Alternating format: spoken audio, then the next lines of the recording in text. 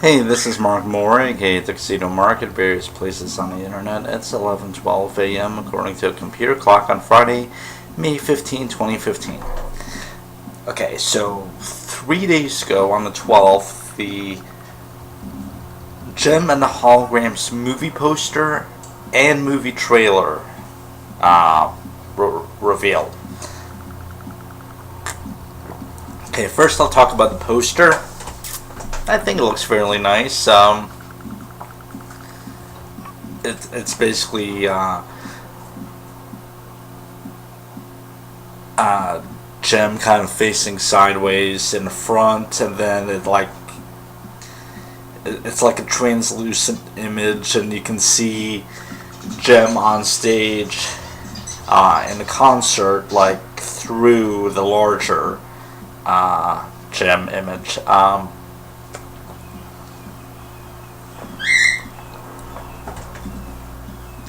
The tagline of the film seems to be "Every generation needs a voice." Okay?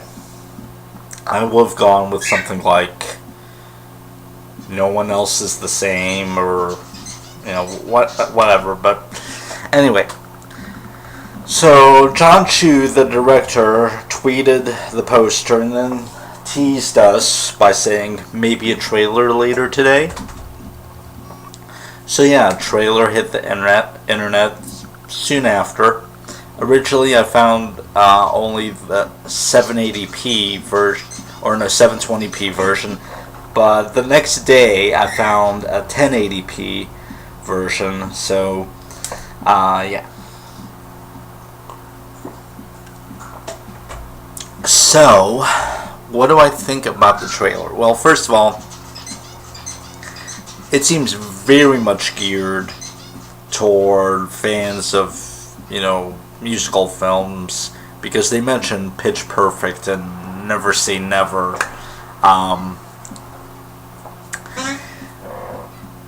Okay. A lot of stuff has been changed from the cartoon series. And a lot of people have negative reactions to this trailer.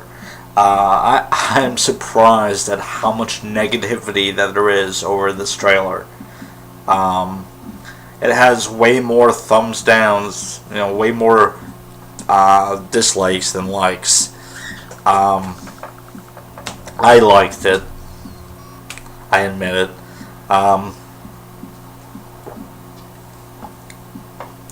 For those of you that don't know already, I am a Gem fan, from the 1980s. I don't think I didn't watch it right from the beginning. I might have started sometime in 86 or maybe 87. I don't remember. I remember snippets from Glitter and Gold, like Gem putting her hand through the Rio hologram. I remember the episode, I forget which name it was, that with the fake Starlight Mansion. I remember a cut line from Journey to Shangri-La that I no longer hear in the episodes, in that particular episode. But yeah, I remember watching Gem, back in the day. Then I rediscovered it in 1999, thanks to a cassette of Truly Outrageous, pretty much a film version of the original miniseries, for rent at a local video store.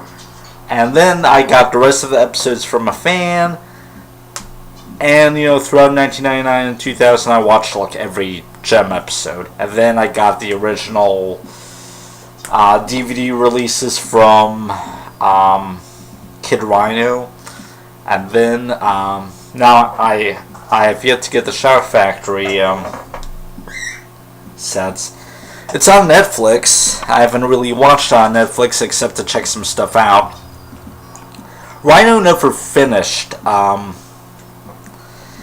its DVD collection, but the Netflix version seemed to be the the Rhino version from the DVD sets. It uses 5-episode version 2, for example. I wonder where they got what their sources for the rest of the episodes that Rhino had never put out, but whatever. I checked Journey of Shangri-La, and the line that I remember is missing from there, although you could tell something was cut. It's pretty obvious. But it also looks... The video quality doesn't even look particularly good. It looks kind of like VHS-y. But I'm getting off topic.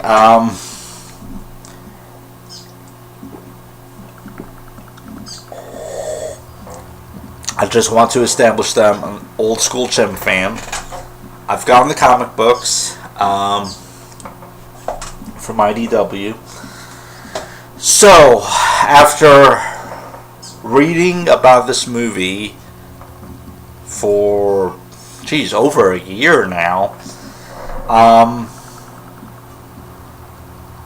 believe it's been over a year already. But anyway, I knew going in to watch the trailer that it really wasn't going to be like the original cartoon series. I was prepared for that. And I saw a fairly enjoyable trailer. Okay, so basically, there's a lot of comparison to the Josie and the Pussycats movie from 2001, which was a financial failure, but it has some very ardent supporters, including me. It's brilliant. It's a brilliant film. I've seen a lot of comparisons recently that to the movie, like that Jem and the Holograms is basically a remake of Josie and the Pussycats. But it's not really, because Josie and the Pussycats was a satire of the music industry and of consumerism and how corporations are trying to get people to, buy whatever they want. And it had a brainwashing plot, which is kind of a callback to the old cartoon series where Josie and the Pussycats were constantly involved in breaking up illegal activity and investigating stuff. And, so Jem and the Holograms seems more like it's playing it straight, that it's serious. And a lot of people have issue with that. And, okay. Basic plot. Jerica and her sister Kimber are living with their foster sisters, Asha and Shayna, and their Aunt Bailey. So Aunt Bailey, whether she's a real aunt or not, I'm not sure. Aunt Bailey, played by Molly Ringwald, is based on Mrs. Bailey, the housekeeper from the original cartoon series. Kind of an odd choice to include for a character, but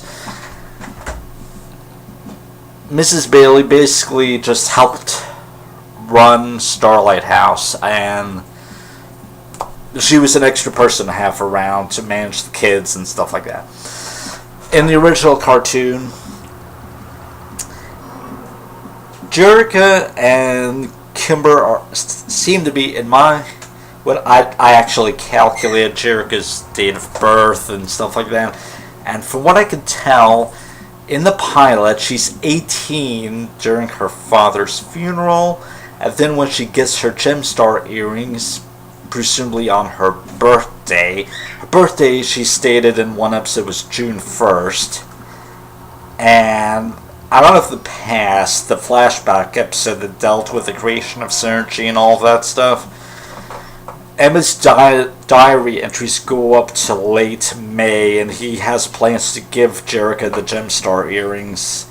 But if he dies before then, he has plans for Synergy to reveal herself to Jerica.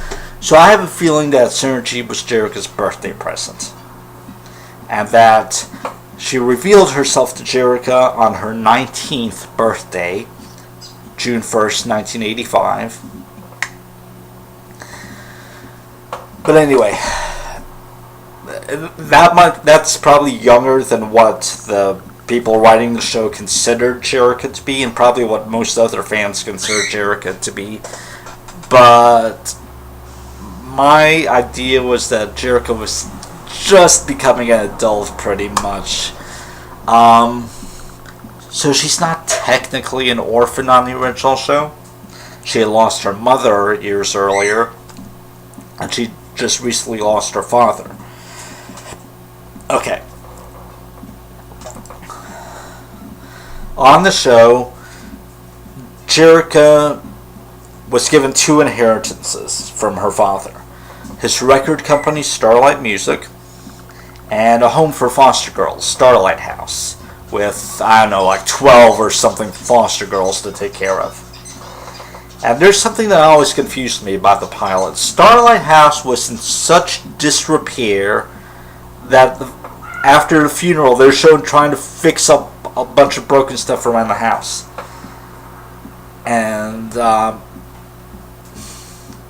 what I'm confused over is, have the girls always been living here in these conditions? And if not, then where were they living?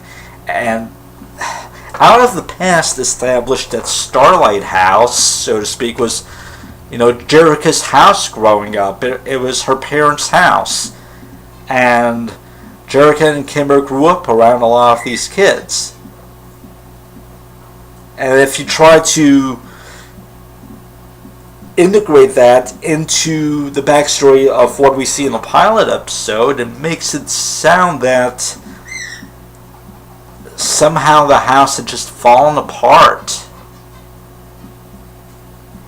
It's like, I know Emmett was sick and he was dying and he was spending all his time working on Synergy, but wasn't he, or even Mrs. Bailey, looking after, keeping the house up to date and not letting it fall apart? I really don't understand that. I mean, and then the house burns down in the original miniseries, but so that then, hey, they're handed a mansion that if they win a Battle of the Bands contest, they will win for certain. So yeah, I'm confused over the whole Starlight House thing and how it relates to Starlight Music, because in the first episode, Mrs. Bailey says, your father always got money from Starlight Music, and Jerica's like, hey, great, why can't I? Right.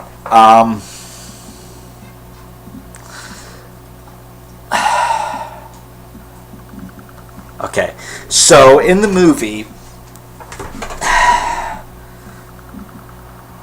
Kimber records Jerica, who's camera shy, singing a song that she wrote and performing it, and she uploads it on YouTube without Jerica's knowledge. Jerica is surprised when Kimber points out that she's got like 27 million views or whatever. The shot shows that the views are updating in real time, which I don't think that's possible. But anyway, the largest record company in the world wants to sign them. Apparently it's Astral Recordings, like part of Starlight Enterprises, just judging by the visuals that you see, but it's run by Erica Raymond, played by, what's her name, Juliette Lewis or something like that? Okay, I'm not really familiar with her, but, so they changed Erica to a woman. There's a reason for this, and I'm going to go through... Well, first of all, I'll just say the reason for a lot of these things primarily is the budget. It's money. From what I heard, Hasbro was not willing to spend a lot of money to get a gem movie made. I believe Christy Marks had said that they just would not make a big budget gem movie.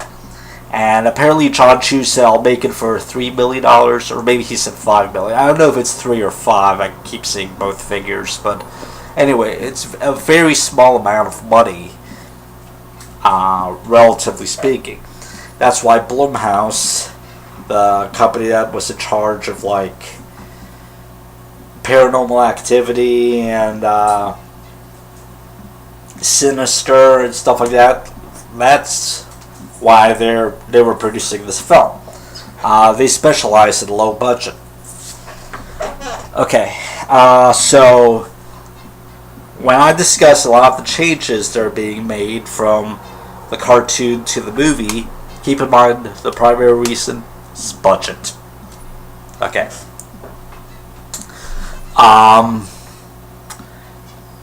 Erica Raymond. The sex change is in order to have a female antagonist because the Misfits, the rival group to Jem and the Holograms from the cartoon, are not in the movie. There were 3 Misfits, and that would have required having 3 more lead characters. It probably just was not economically feasible to have the Misfits in the movie. They could show up in the sequel. Okay? But Eric was turned into Erica to fill the female antagonist void that was created by the lack of pizzazz and Roxy and kind of Stormer, but Stormer's kind of a nice girl. But anyway, so there's even a theory that Erica could become pizzazz. Maybe at the end of this movie, maybe at the beginning of a sequel, if there's a sequel. Who knows? But that's the reason for that. A lot of fans are upset about it, but it's 3 more lead actors to pay. So just sorry, they have to go. That's the budget is also a reason for no Starlight Girls. There's no Starlight Girls. There's no foster house called Starlight House. Nothing like that. There were like 12 girls or something on the show. Most of them you didn't even really get to know very well. But I think Ashley and Bonnie are the only ones that I remember by name at this point. But yeah, sorry, they gotta go. I mean, I know Jericho running this foster agency is a big part of the original show, but you just can't have it in a low-budget movie like this.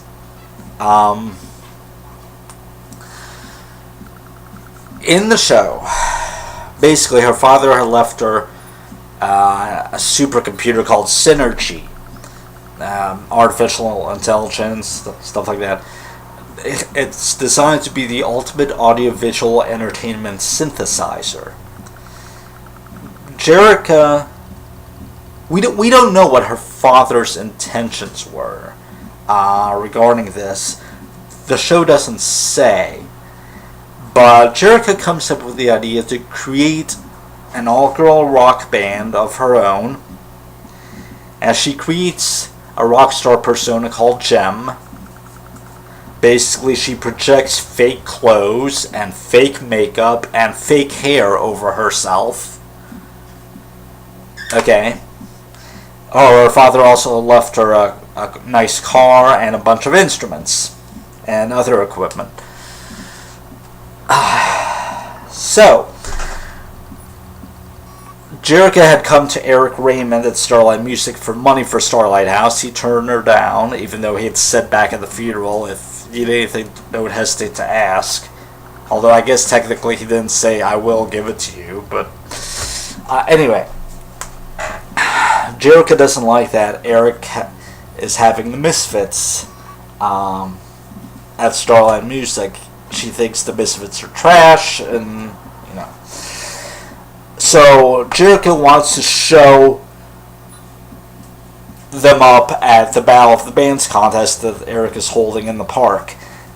I guess whoever wins gets a recording contract with Starlight Music or some crap. And they admit to her that's a rigged contest, that the Misfits are going to win automatically. And Jerica shows them up by debuting Jem and the Holograms. basically not to win anything, although I guess technically she might win the recording contract, but the winner of that contest was really never revealed. They never... When Eric was about to announce the Misfits as the winners, that's when Jim and the Holograms started performing, and... Okay, that was kind of unresolved, wasn't it?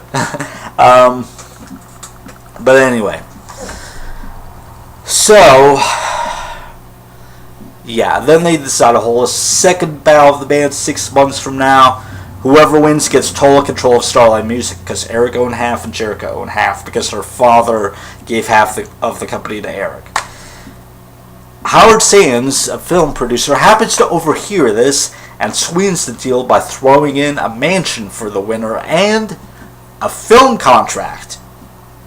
Holy crap, right? This never would have happened in real life. You know why? Because there's a California law that forbids the gambling of businesses. This never would have happened. I mean, but anyway, so in the movie, Jerica is not in control of Starlight Music. It's owned by someone else. Some fans have criticized that. Maybe it should have been part of Jerica's background. But here's the thing. A lot of people are calling Jerica a businesswoman on the original show, and she really wasn't.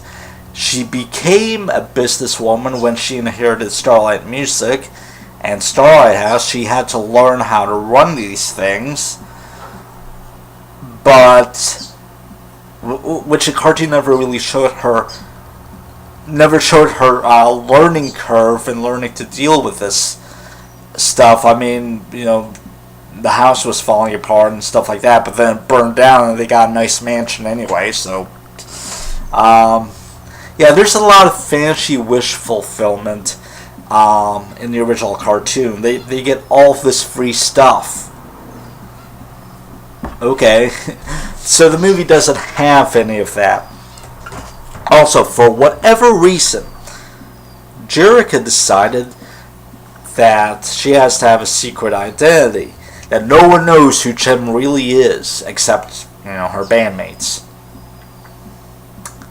Why?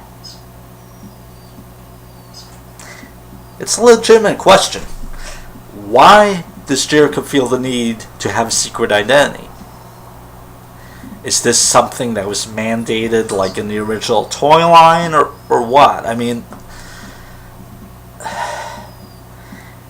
it's like she's like, I know how to stop Eric Raymond, and then the next day at the park she debuts as Jim, and then later on she makes some comment, Ryu's on his way here right now, we gotta get his attention. She projects a hologram of Jim to flag Ryo down, and Ryo's like, hey, that's Jim. Okay, he knows who Jim is, despite the fact that she made her public debut just a few minutes earlier. What I'm guessing happened in between scenes on the original cartoon is Jerica had a meeting with Ryo that they were going to participate in a battle of the bands in the park on the next day, and Ryo had to come by, I guess, to pick up their equipment or something, and or to help out or whatever, because Jerica knew that Ryo would be coming by any minute. So I'm guessing she had already revealed she had come to him as Jim, or maybe projected Jim as a hologram to be in the same room as her, during whatever unseen meeting that they had. And she had started this deception off camera, basically. Off screen. Somehow, for whatever reason, not letting her boyfriend know that she would be Jim. Why? Was it to protect Sergi? Was it to protect him in case anyone want to come after Sergi? What?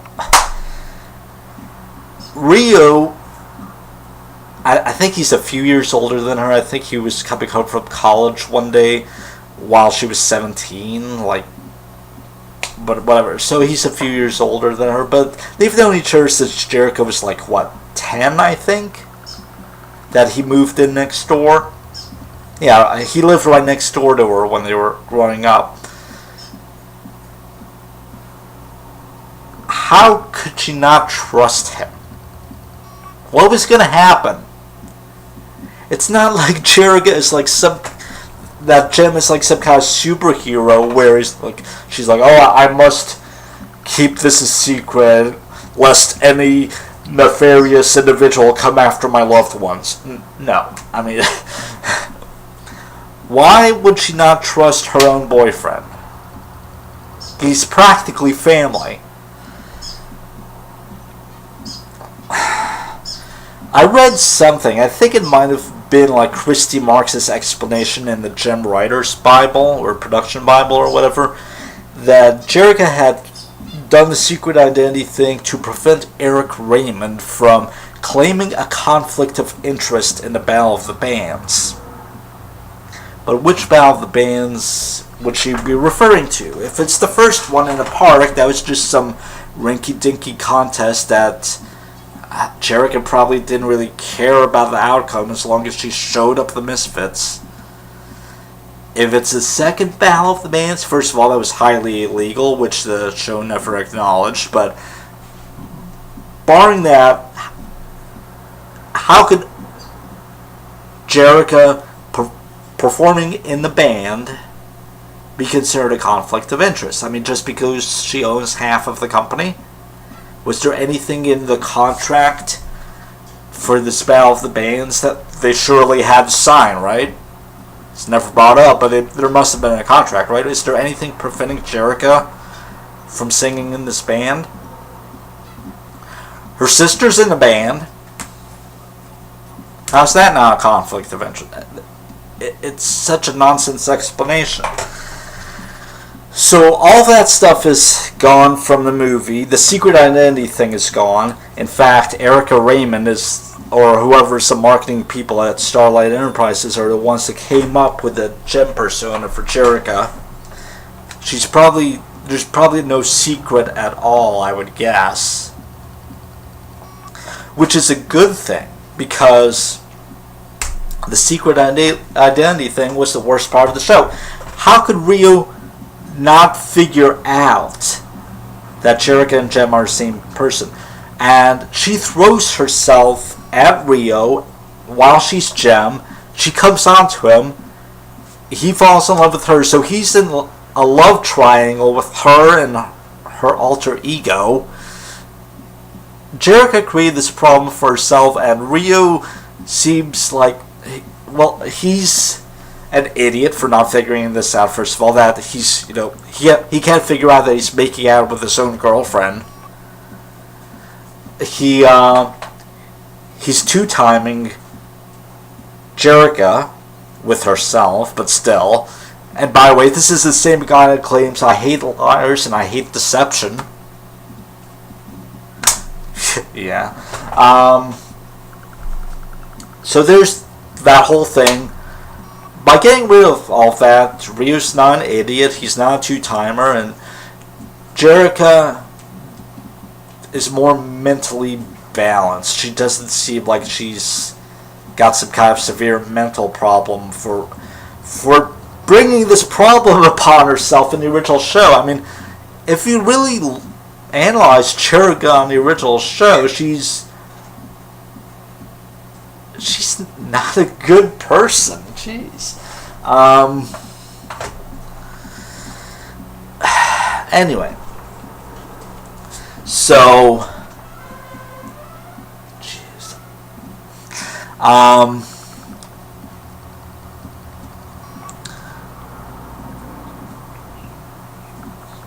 Let's see.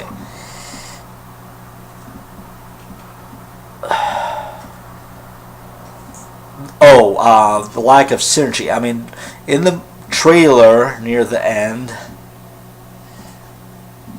Jem does say Showtime Synergy. Jem says it, not Jerica.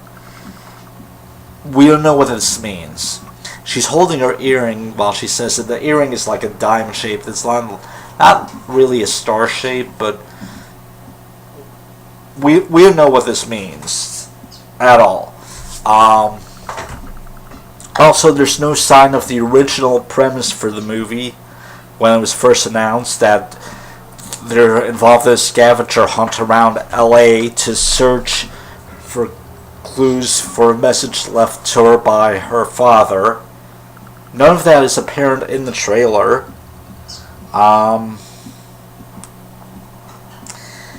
So we don't know still about a lot of this stuff.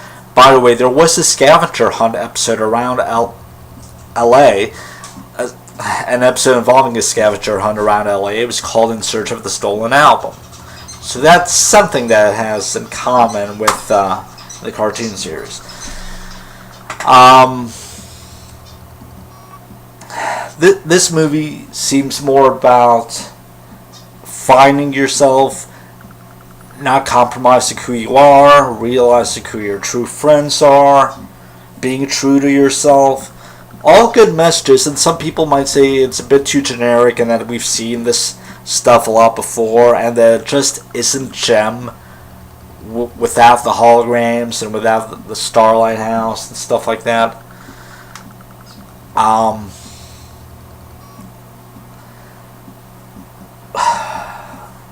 I'm not sure what to say to that, but a lot of the stuff that I already mentioned simply couldn't be in the movie because of budget. As for the holograms and synergy, I mean, in the movie poster, it looks like there's a glow coming from around Jem's ear level.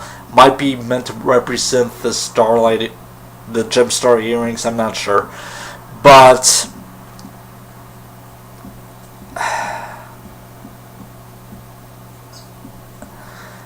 okay, the lack of synergy. She might be in there. In fact, I think Aubrey People said synergy is in there. She basically confirmed it, but we don't see anything in the trailer, which is an odd omission. But anyway, so the cartoon did do some stuff about falling out and going on your own and stuff like that. There was Kimber's Rebellion from the original cartoon. It was Kimber that Eric went after, not Jerica, but Kimber went solo for like all of a few minutes, which basically just consisted of her taking the car out for a drive around LA. And then that was it. So the movie's doing more with this. It's actually utilizing that concept. There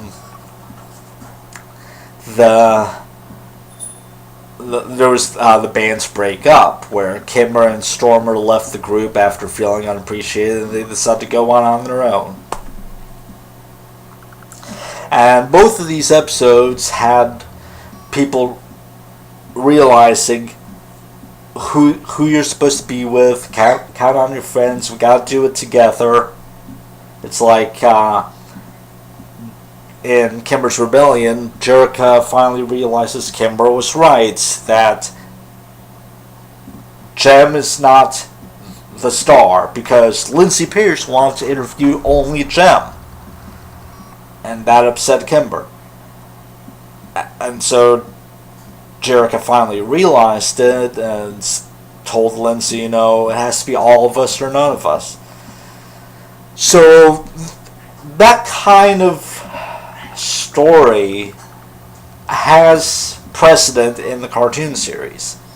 And that's basically what the entire movie is going to be about, it looks like.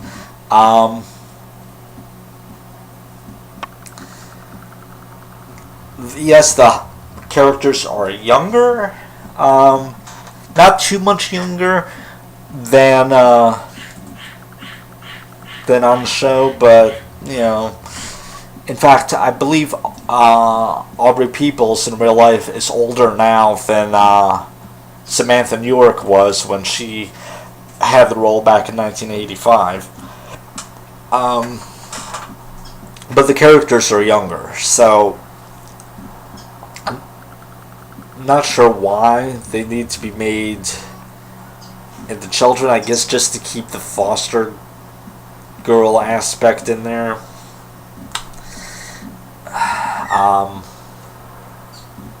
Maybe just to show them growing up together. But okay, one thing that a lot of people seem to take issue with is the inclusion of a One Direction song, Story of My Life, in the trailer. Okay, yeah, they did that, but you know what? It's a marketing thing. They know who they're targeting with this movie. Tweens and teens.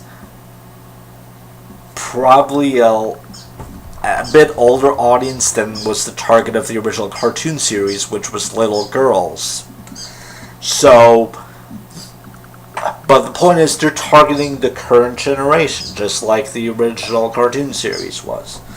And like it or not, the music scene has changed over the past 30 years. I mean, when Gem debuted in 1985, you had like the Go-Go's and the Bangles. You had the girl rock groups. You really don't have that anymore, or at least if there are any, they're not receiving any mainstream attention. And you could also argue that rock and roll itself kind of isn't a thing anymore. I mean, it's all pop or, you know, whatever. I'm not sure what you would call like some of the guy bands or whatever, but an all-girl rock and roll group really isn't a thing today. Not even an all-girl pop group. They're, I mean, who do you have currently? I mean, Pussycat Dolls broke up, Girlicious broke up, the Schoolgirls, aka Forever, broke up. Is there any girl group today? So even this movie's being kind of anachronistic by having a girl group. But you know what? Erica wants Jem to be the solo star, and that's kind of a way that the film is acknowledging that really it's all about singular girly pop stars right now. It's like, you know, you got Taylor Swift, you got Charlie XCX, Megan Trainor, I think her name is. I don't know, but you get the idea. It's all the one girl. At least as far as mainstream music coverage is concerned. So, the film is reflecting, you know, the current musical trends. The music industry currently looks like the cover of Tiger Beat. You know, so yeah, they know exactly who they're targeting with this movie. They even, you know, they name drop, I think I already mentioned it, they name drop Pitch Perfect and Never Say Never, the Justin Bieber film. So, what are you gonna do? You might not like it. I don't really like it. I'll be the first to admit I wouldn't have done things in the exact same way that they did. I would have tried to put a bit more acknowledgement of the cartoon series into it. But at the same time, I understand why they did what they did. A lot of people seem to universally hate this trailer, and they automatically hate the movie without even seeing it yet. But I'm willing to give it a shot, and I want to go and see it on opening day.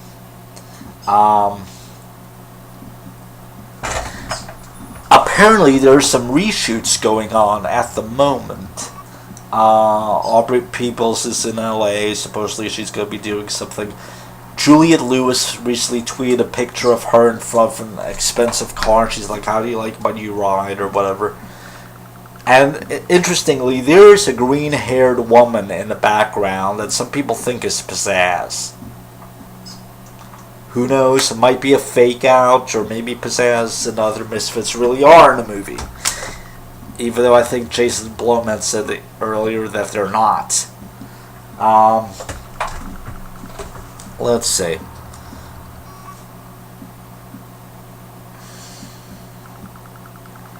So there's been a lot of reaction on the internet. There's a lot of stuff. There was before the trailer hit, there was after I recorded my last video, there was some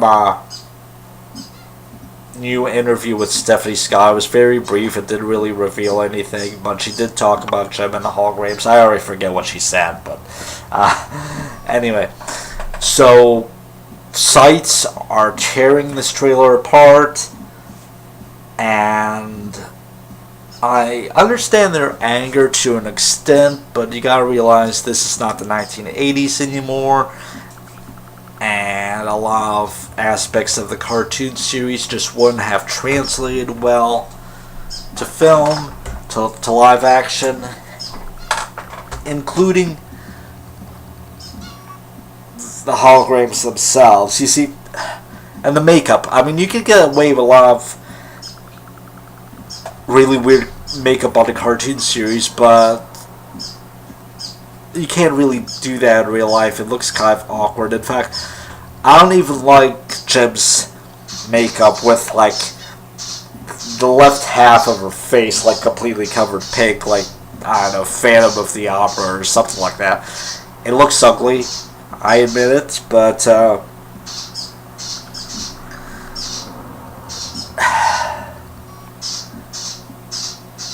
I would have done the makeup differently. I would have put in some more 1980s-esque retro-sounding songs. Maybe there are some. Who knows? I heard Truly Outrageous is supposed to be in the movie. I think John Hughes said that. I'm not sure. But anyway.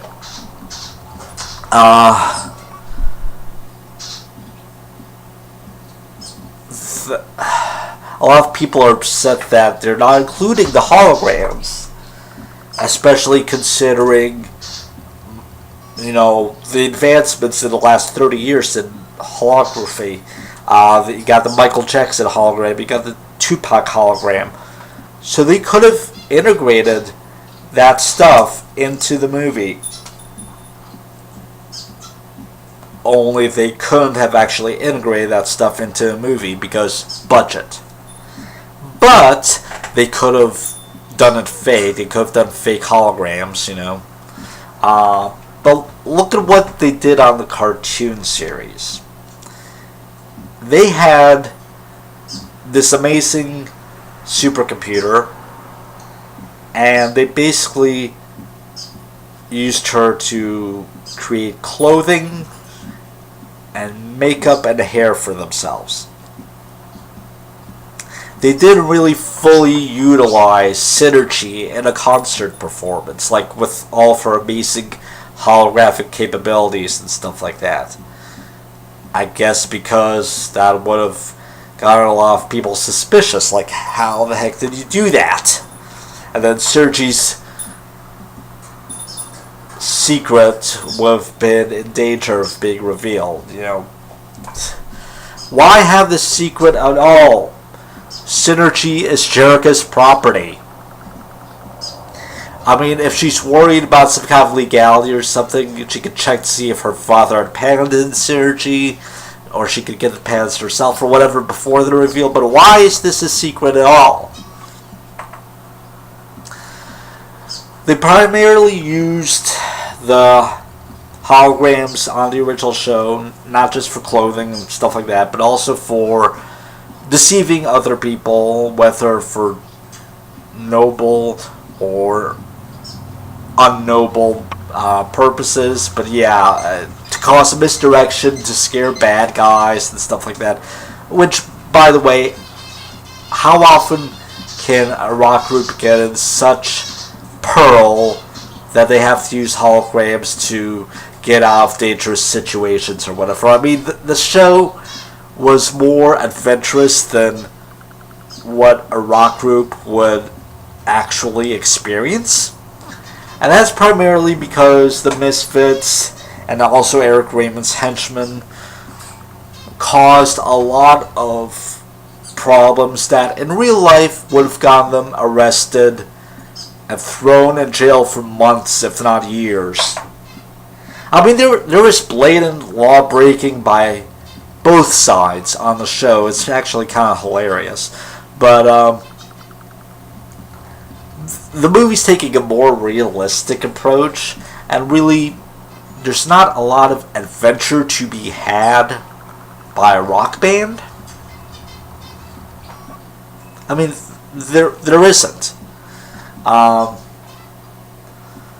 Also, there's no globe hopping, there's no world tour, there's no, visiting exotic locales, and there's no international intrigue and stuff like that. First of all, budget. Again, they have to keep it in LA. They could try to fake foreign locations, like try to pretend they're in Paris or whatever. But it would be fake, and it's best that they keep it real. And that's what they did. I think they made the right choice to keep it based in LA. So the show, because it was an animated series, they could have a lot of fantastical stuff. They could be in a different country every week if they wanted to. You can't do that in a movie.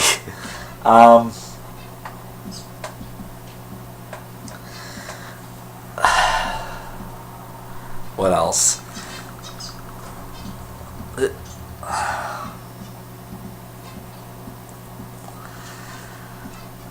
Music videos. I don't know if there's going to be music videos in the movie, because on the show they would often have music video segments, sometimes while the band's performing and other times just put in there to represent kind of their state of minds or whatever, or states of mind, or however you say it. But anyway, in fact, there would be duets between the Holograms and the Misfits, which wouldn't have actually occurred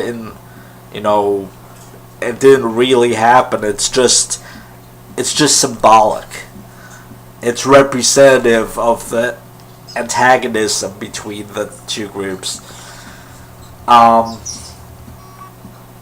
In real life, I doubt any rock bands would be that antagonistic toward each other, and especially like the Misfits were way over the top, like evil.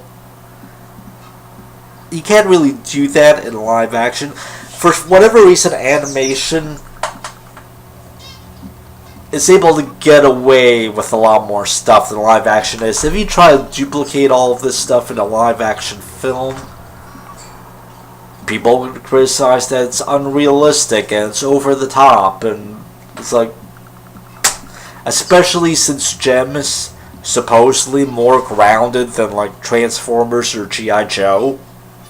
But then if you have this rival group trying to kill Gem and the Holograms, which the Misfits often put them in life-threatening situations on the show, it's like people will be asking, why aren't they in jail already?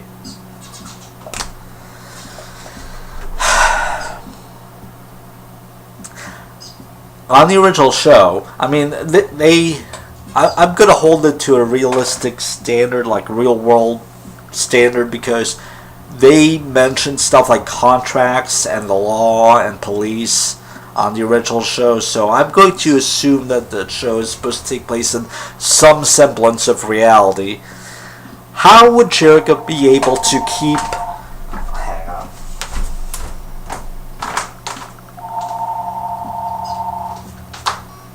Some junk call. Anyway, how would Jericho be able to keep the secret identity? There have to be, like, contracts that Jim would have to sign for performances, and that there would have to be contracts in Jim's name at Starlight Music for, the albums that she records and stuff like that. And her real name would have to be known to people. There are tax forms that have to be filled out every year. Wouldn't the IRS be wondering why this internationally famous rock star has never filled out a tax form? Jerrica would have to let at least some people know the secret. And guess what? Some of those people would eventually let the word out, and it wouldn't be a secret anymore. I mean, this secret identity thing, again, I gotta stress, this secret identity thing would never work in real life. And besides, it's not needed. She's not a superhero. If this whole thing is to keep Synergy's existence a secret, again, why keep Synergy's existence a secret? Just say, hey, my dad was really smart. He built this computer that lets me project holograms and stuff like that. Synergy wouldn't have to even reveal herself to be an AI. Jerrica could just show, hey, look, I got this really cool computer thing that my dad built, and I can do this. I can project holograms. Okay. Why'd she call the band Gem and Holograms? Even Lindsay asks her this in the original miniseries, and Gem can't give an answer. She's calling attention to the hologram. She's calling attention to the supercomputer that she's trying to keep secret. People ask, why are they called Gem and Holograms in the film when there are no holograms that we know of? Why did they call them Gem and the Holograms in the show, other than the fact that that's part of the toy line thing?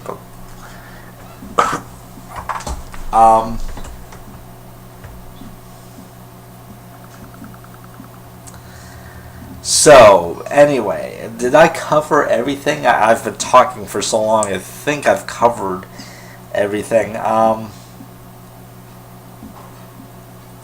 like the trailer. I don't think it's bad, and yeah, it seems that one common complaint is this movie could have been called anything and it still would have been the same movie. It looks like it might be a good movie, but it's not a Gem movie. Alright. But as I said, I probably would have done some things differently. I would have had more acknowledgement of the show in some way. But a lot of the things that they got rid of actually makes sense that they got rid of. The Misfits being a really obvious noticeable absence, but again, you gotta watch that budget. And no Starlight Girls, and Jerrica's not a businesswoman, but keep in mind, she was a businesswoman in training. Learn as you go on the show. She could still do that. She could still somehow gain control of Starlight Enterprises in the movie. Maybe at the end. Who knows? They could do anything with this. But realize that without the foster agency, there's going to be a lot less responsibility on Jerrica's part. Jerrica doesn't have to learn to raise children. She doesn't have to learn to manage household finances and stuff like that at this point. And she doesn't have to learn the ins and outs of, the music industry yet. So she's going to be growing. It's just not in the same way as on the show. And on the show, they didn't really show too much of the growing into a businesswoman aspect. It's like, yeah, they had some problems, but it wasn't really called attention to or anything. In fact, I would think that for all of the times that they ignored Starlight Music in order to go on tour or whatever, someone else must have been left in charge of Starlight Music anyway during that time. So this aspect of the show really wasn't needed in the movie anyway.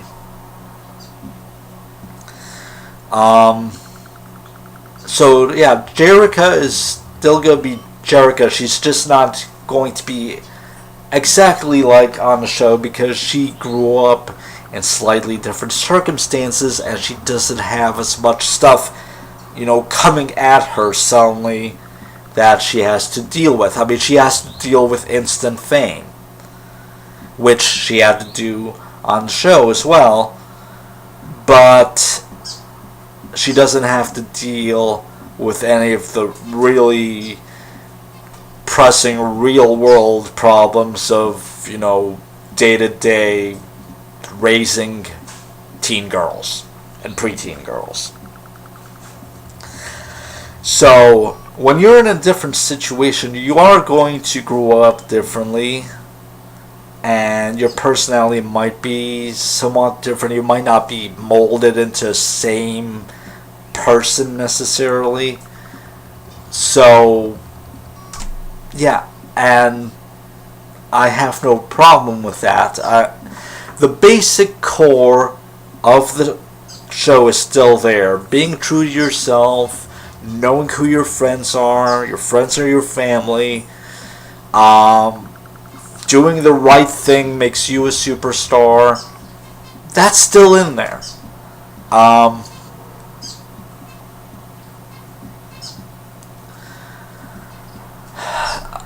As for the ton of supporting characters from the original cartoon that's not getting carried over here, again, budget, we could see some of them later on, maybe in a sequel, who knows.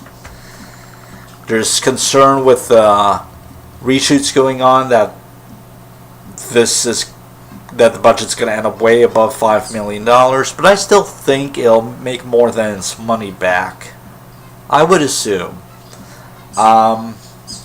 Especially since you're getting like international releases like in December or whatever.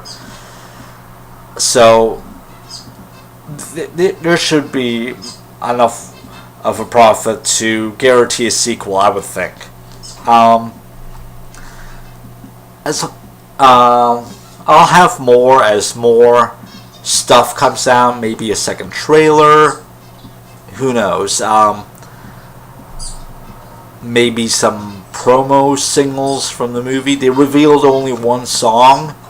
A lot of people have criticized that the music style is different than on the show, but on the show, the girls were more of a bubblegum pop group than a rock and roll band. And if you compare it to the Go-Go's, they were more like Vacation instead of Tonight. If you don't know what Tonight is, it's another Go-Go song from Beauty and the Beat, the same album. But it sounds very Misfits-esque, actually. It's about them going out and ruling the streets and getting dressed up and messed up, and, it's a really cool song. Check it out. It seems very un-Go-Go-esque from compared to what a lot of people view the Go-Go's as, but Jim and the Holograms on the cartoon were more, happy, fun, bubblegum pop. They threw in some ballads occasionally, and I think Beat This is about the most rocking thing that they ever did. It was like the closest thing to a rock song that they did. It's the only one that I remember anyway. But yeah, I actually read a comment that the lyrics for the new Gem song in the trailer are actually more complex, beyond Gem's usual ability. But yeah, so I enjoy the song in the trailer anyway. I think it's fun. I can't wait to hear the whole thing and to hear the other songs as well. They revealed only one song, which is probably a smart move. They want to keep some stuff hidden away for the movie. Who knows what kind of surprises are in store for us in the movie. We didn't see Emmett in the trailer, even though we know he's in the film. We didn't see young Jericho or young Shayna. So there's a lot of stuff going on in the film that hasn't been revealed yet. And I'm upset that people are being so negative about this film.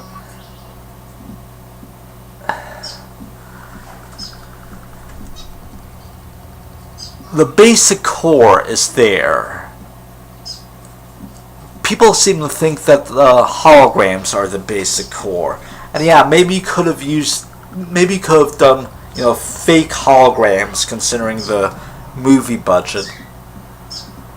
You could probably do that, but keep in mind, on the original show, the remote microprojectors for the holograms were Jericho's dangling earrings.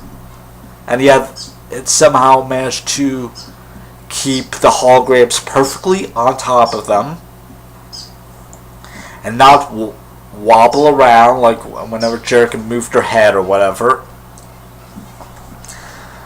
Even today, I don't think this would be possible. And the show just went into straight fantasy regarding the holograms. I mean, it was just, not only could Sergi project a fake hologram, but also project a fake voice. Apparently, Sergi had a lot of people's voices on file that she could imitate. This stuff isn't even possible today. Holography has made lots of advances in the last 30 years, but it's not this advanced. It's so if they had faked the holograms and done like weird stuff like this in the movie, people would have called them out for their crap,